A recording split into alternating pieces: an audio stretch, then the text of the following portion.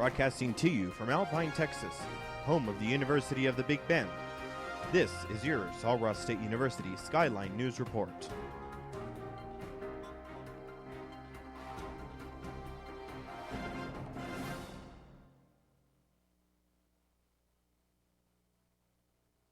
This is a Sul Ross Skyline Video News Report for the week of April 26th. I'm Brooke Bankston. And I'm Josh Castro.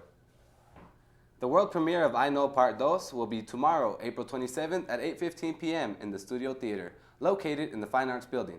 Actors Andrew Ross and Miguel Peña reprise their roles as Star Keisha and Star Linda in the production written by resident playwright Liz Coronado Castillo and directed by Donna Roman.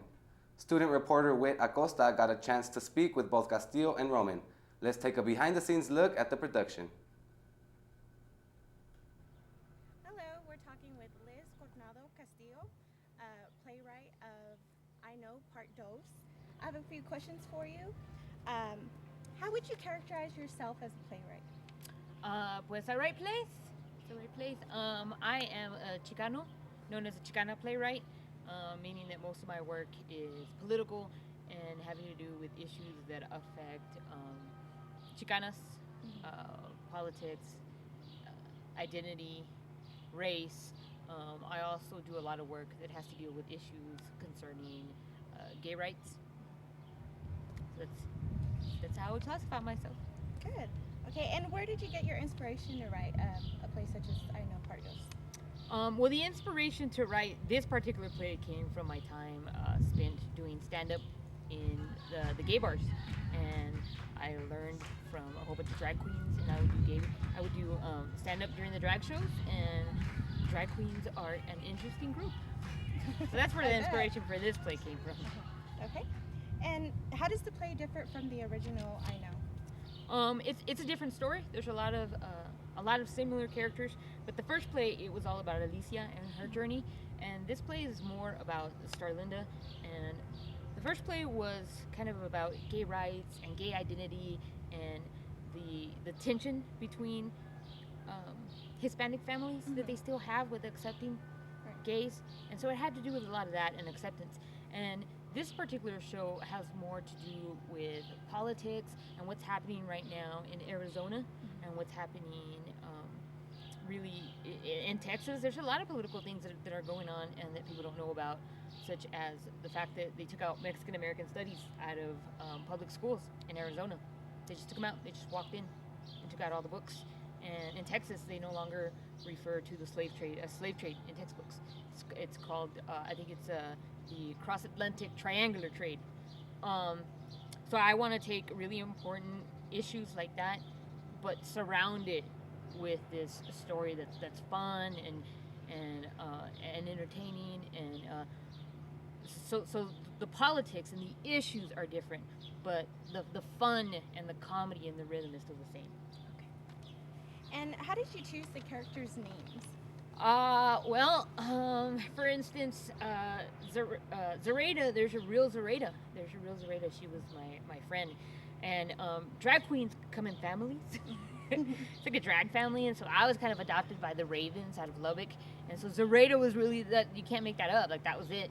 And then me and my friends used to joke around. We're like, if we were to be drag queens, what would our drag queen names be? So I wanted to be Star Linda, and he wanted to be Star Keisha. So I don't know, that's just where we came up with names. And sometimes when you have a hard time, I think that's the hardest part about playwriting is how do you choose a name?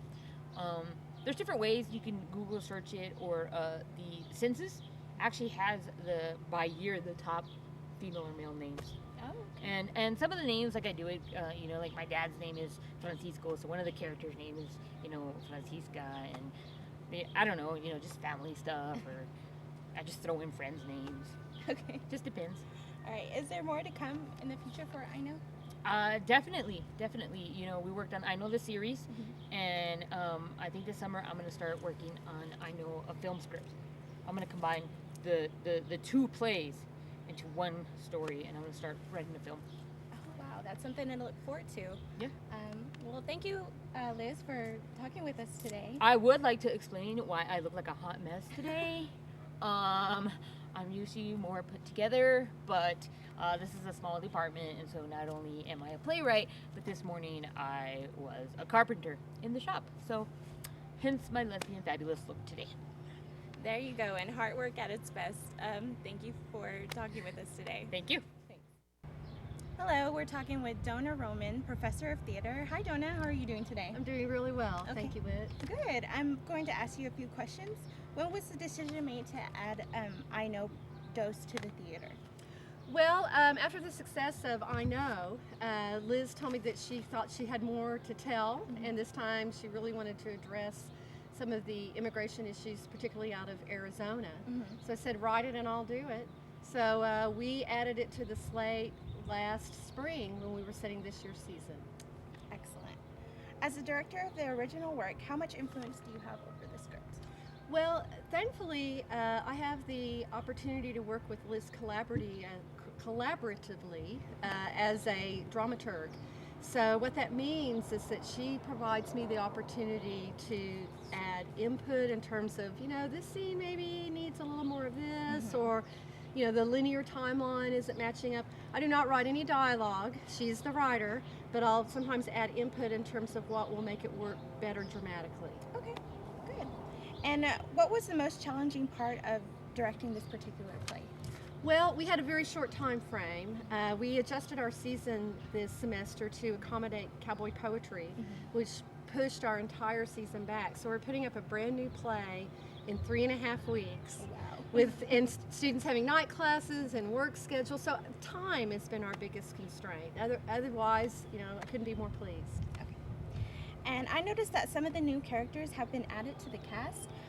Was it challenging bringing them into an established cast already? A little bit, because some of the actors who've been doing this for a while, it's, as I say, it's in their muscle memory. I mean, they know these people. So I've had to work a little bit more strategically with the new characters, but I've also asked the older ones, please bring them up to your levels. So we are clicking again as an ensemble, which of course is very important with this piece. Right, okay. And the drag queens were a tremendous hit in the original. How did you coach them, and what type of research was involved? Well, let's see, research, I've had friends who are drag queens for 30 years, and I've been to drag clubs myself. So, but beyond that, we have a theater major, Tony Castro, who himself has been in drag a lot, so he's really taken over with the hair and makeup, which has been tremendous. Other than that, I was a model back in the 80s. So we do runway, and I teach them how to walk and how to move and how to sit like a lady and all of those things that, I learned in my own life. Okay. All right. Well, thank you so much, Donna, for joining us today. And there you have it. I Know Part Dose. Come out and see it. Yes, please come. Thank you so much. The show will run tomorrow and Saturday, and May 4th and May 5th at 8:15 p.m. Matinee performances will be April 29th and May 6th at 2 p.m. Tickets are on sale now. For online tickets, visit www.solross.edu/theater. Online ticket buyers will receive $1 off price and reserve seating. For direct tickets, contact the Sol Ross Fine Arts Department at 800-722-SRSU. Sol Ross Professor of English, Dr. Barney Nelson, will offer a weekend graduate class, Reading and Writing in the Big Bend, during the 2012 fall semester. Students will read books set in the Big Bend area and conduct research in the archives of the Big Bend. The objective of the class will be analyzing writings in the Big Bend and developing strategies for creating anthology collections. During the final weekend, the class will take a road trip across the Big Bend to present their research. Classes will meet from 9 a.m. to 5 p.m. Saturdays and 8 a.m. to noon Sundays on September 8th through 9th, 29th through 30th, October 20th through 21st, and November 10th through 11th. For more information, contact Dr. Nelson at 432-837-8154 or email bnelson@solross.edu. Now to Team Bad for this week's Lobo Sports Report. Thanks, Brooke. And this is the Lobo Sports Report with Team Bad. I'm Brian, he's Angel, he's Dakota. Let's get into the recap. This past weekend, the Sol Ross softball team played Texas Lutheran in Seguin. And before I read these stats, hide your kid, hide your wife, because these stats are unreal. The Bulldogs went on to outscore the Lady Lobos 59-3 in a 4-game series. In Game 1, the Lady Lobos scored 3 runs off of an RBI single by Jessica Gonzalez, then an error by the catcher and a throwing error. The Lady Lobos fell 11-3. Games 2, 3, and 4 were all a Bulldog affair as TOU won 16-0, 17-0, and 15-0. Wow. Taking the series 4 games to none. The Lady Lobos end their season with a 19-game losing streak and a record of 4-36 and 1-23 in ASC conference play. Now to the baseball diamond, as Sul Ross took on Schreiner University in a 3-game series. In Game 1, senior Brian Mata exploded at the plate, going 3 for 4 with 7 RBIs, a home run, a double, and a triple, helping the Lobos defeat Schreiner 14-4. Senior Luke Fry finished the season at 5-5 with the victory, striking out 3 in 7 2/3 innings. In Saturday's matchup, both teams split. In Game 2, Ray Gutierrez threw a complete game, striking out 8 batters and only giving up 6 hits and 1 run. The Lobos went 3-1. In the finale, the Mountaineers' bats came alive and defeated the Lobos 18-8. Senior Andy Silcox went 3-4 and 2 RBIs and a home run in the loss. The Lobos finished the season at 9-30 and 5-16 in conference play. The Lobo tennis team also fell to Texas Lutheran this past weekend as the men lost 8-1 and the women 9-love and 5-love. The Sul Ross tennis team is 0-10 and 0-6 as they finish out conference play.